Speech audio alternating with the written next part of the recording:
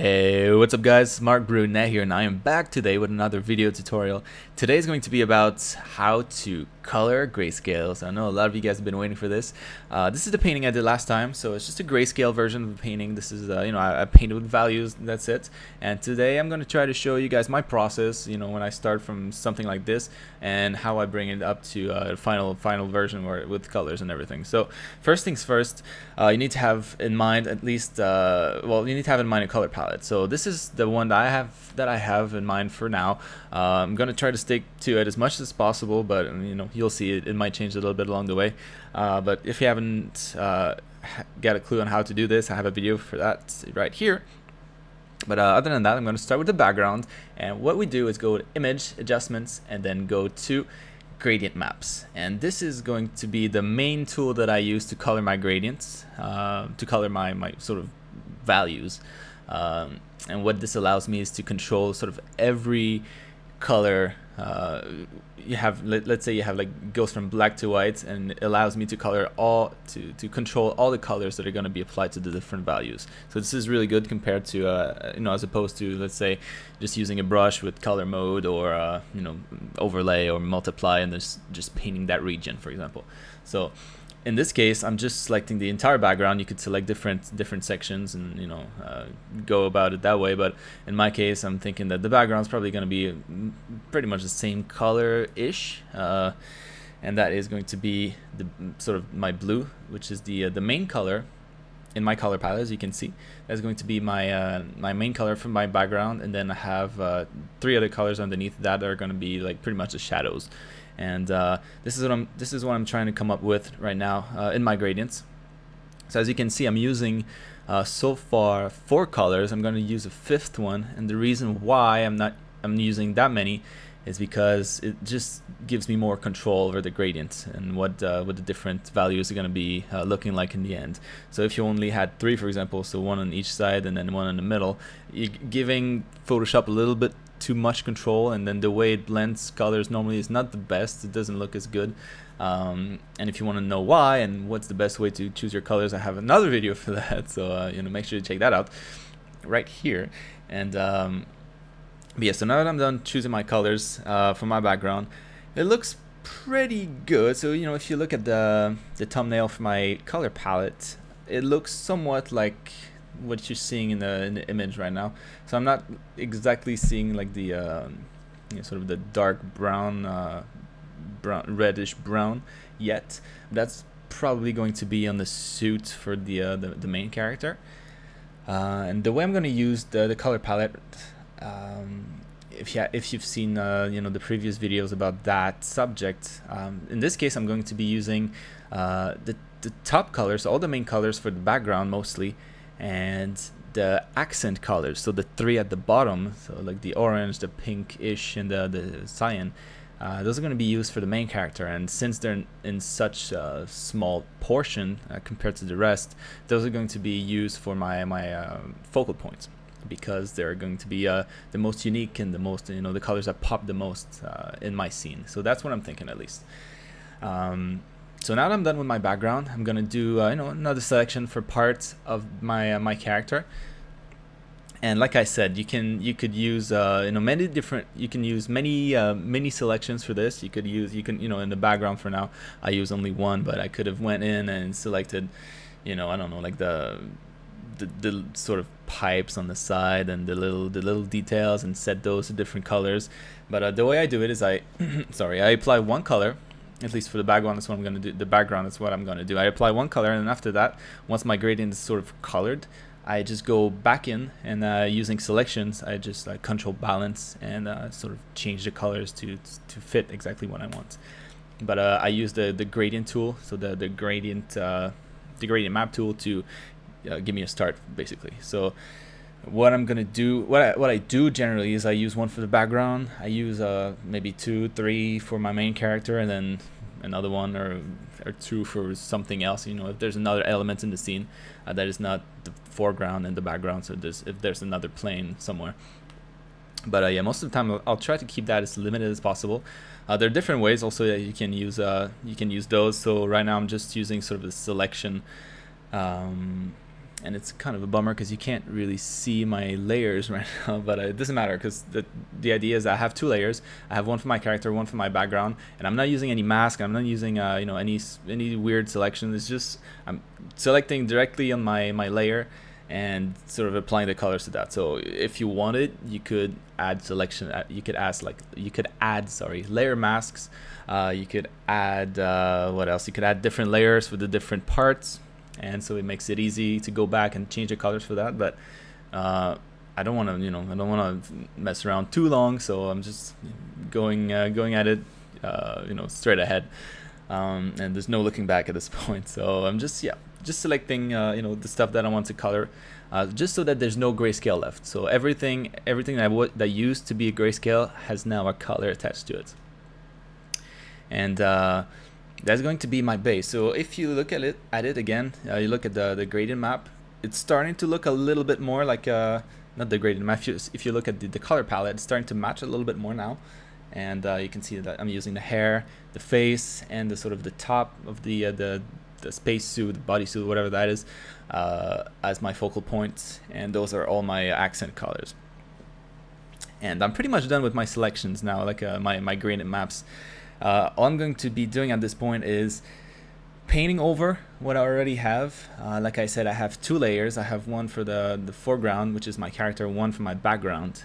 No more than that, but that's just me. Again, you could be, you know, you could use as many as you want, as you know, just as long as you're comfortable. I like to keep it as simple as possible. But sometimes I might add a few more depending on my needs. But in this case, it was actually really simple. It's just a, you know, foreground character and a background. Nothing too complicated about it. So to recap, you know, I start with gradient maps, so the gradient map tools, and after that, once I have a general idea, when I have like a sort of colors applied to all my values, all my grayscale. I go back in if I have to, and I use color balance. So with the same selections, or with new selections, or with more selections, if I want to add you know, different colors to more parts. And color balance is just to fine-tune sort of the gradient that we came up with at the beginning. And with color balance, so that's Control B, by the way. And with that, you can get really good results. It gives you a lot of options to tweak your colors. And once I have that done, that would be pretty much the end for those tools. So I probably wouldn't go back to them unless I have to do like a minor adjustment towards the very end. But after that, I would just go in and add details, basically. So, you know, polish, sort of start painting over my my existing layers, and just add more and more details and more polish. And this is what I'm going to be doing right now. So I'm fast forwarding this. I got rid of the menus, as you can see, because there's not much to see really. So yeah, the way I do it generally is I'll have different planes in mind. So in this case, I have a background and a foreground. If I have more, then doesn't matter. It's the same, you know, the same thing still applies. Is I'll work on one of them at a time and hide the other ones, just so that I don't get distracted. So you'll see me doing this. In this case, I started with the background, so I hide the main character, and later on I'll do the opposite. And why I like to do that is because this allows me to focus on the design a little bit more. So I'm not distracted by a bunch of other stuff that's going on in the scene. Sometimes, you know, it can be annoying because I'll literally forget there's a character in there, and I'll start sort of painting in the areas where the character would sort of be over. And it's kind of wasted work, obviously, because you're never going to see it because the character's over it. But that's the only downside, I guess. Everything else is really good, and I don't know. Yeah, like I said, it allows me to focus on design a little bit more and sort of not be distracted by everything else. So you'll see me pub the character back at some point, and at that point I'll have to adjust the composition a little bit, because I'm not quite happy how the background and the foreground sort of interact. So but that's, you know, it's part of the process, and that's also me just being a little bit picky. I could have just you know, left it the way it was at the very beginning, and it would have been probably decent at the end. Just like it to be perfect, even though it's never perfect. But yeah, so in this case also, you can probably notice that I'm only working on the left side because, well, it's pretty symmetrical, so I got off easy on this one. So yeah, I'm just adding a bunch of details. This is the kind of stuff you could have done in the grayscale version. So in the, you know, in the part in the beginning, I'm just deciding to do it now because to me that's just a more fun, a more organic way to work. But if you're starting off, I would very recommend that you don't do that. That you probably want to finish your painting, finish your concept, finish everything in the grayscale steps. And then after that, not have to worry about it when you're coloring, because right now I'm kind of have to. Right now I'm worrying about the colors and the concept a little bit because I'm sort of fine tweaking it as I go. But yeah, if you can avoid that, especially if you're learning and you know you're just starting to learn basically, that can save you a little bit of headaches. Yeah, so now I'm just starting to split out the colors a little bit more because my background was using one main color, right? And now I split it up in two, and now I'm adding a little bit hints of oranges and sort of tweaking my purple colors with a little bit of different ones, so a little bit of blue and all that stuff. Just colors that complement each other well. I try to add as much as I can, just because it looks nicer. And then I'm also keeping in the back of my mind here all the you know, the lighting and how all the different shapes sort of interact between each other, as if, you know, with the light being casted from the very top. So it's a good brain exercise because I'm not rendering anything with 3D program, so I have to sort of think about it in my head. But yeah, it's actually a fun process. Yeah, this is the kind of stuff, like the more accurate it'll be is directly linked with how much you practice and how often you do it, and you know, it comes with time for sure. A couple years ago I probably would have struggled with this a lot more.